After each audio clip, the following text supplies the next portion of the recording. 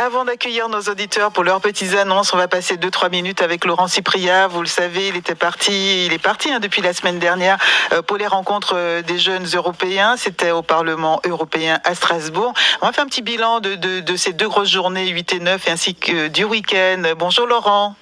Bonjour Federica, bonjour à tous les auditeurs de Martinique Première. Alors, toujours là-bas ou déjà revenu? Ah non, moi je suis à Paris en ce moment. Tu as quitté Strasbourg pour Paris. Voilà, je vais y passer quelques temps. Le climat a-t-il changé? Plus chaud, plus gris, plus ensoleillé? Non, un beau soleil, un soleil très intéressant et puis une température plutôt douce pour la saison, donc j'en profite également. Bon, c'est bien, tu as de la chance. Dis-nous un petit peu ces journées, ces conférences, ces travaux avec les jeunes Européens, ça s'est bien déroulé. Qu'est-ce que tu en as retenu? Alors, ça s'est très très bien déroulé. Donc moi, je suis parti avec la délégation qui s'appelle Diaspora Vote, qui est dirigée par Céline Fabriguet.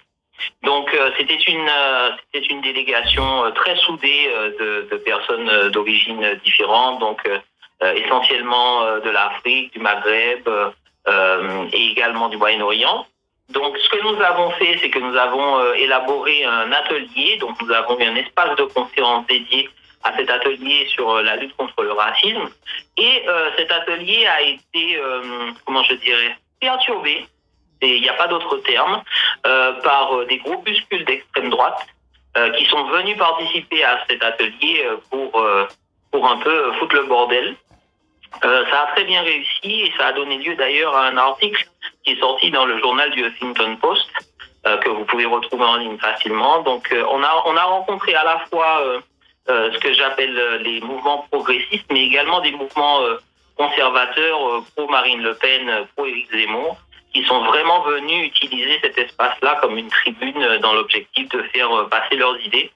Donc ça a relativement choqué la grande majorité des jeunes qui étaient présents là, qui étaient plutôt dans un état d'esprit positif. Et donc c'est quand même ce qui est venu marquer notre intervention en tant que délégation. Après, au niveau de la clôture de l'événement, donc qui a eu lieu dans la grande salle, dans le grand auditorium du Parlement, là où se réunissent les députés, on a eu là encore des interventions, notamment des écologistes qui sont venus faire passer leurs idées, faire entendre leur voix de manière assez bruyante et assez radicale dans cet hémicycle-là. Donc finalement, le Parlement européen, qu'est-ce que c'est? Un espace politique, oui, mais surtout un espace de lobbying. Et cela à tous les niveaux générationnels, que ce soit chez les jeunes ou chez les moins jeunes. Donc pour moi, c'était une découverte, mais apparemment, c'est quelque chose de relativement courant. Ceci dit, quand même, les interventions particulièrement musclées et avilissantes, je dirais, de l'extrême droite européenne sont venues un peu entacher le bilan de cet événement qui quand même finit sur une note positive avec des résolutions qui ont été prises et qui vont être présentées sur le futur de l'Europe. Merci. Et dans ce futur de l'Europe, il y a plein d'aspects différents.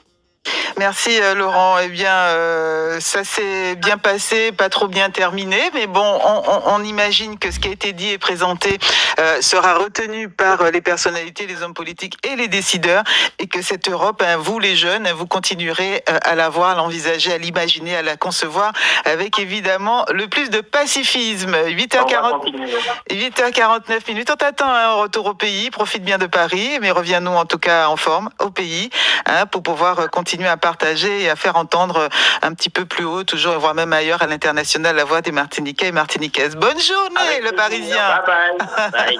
Bye.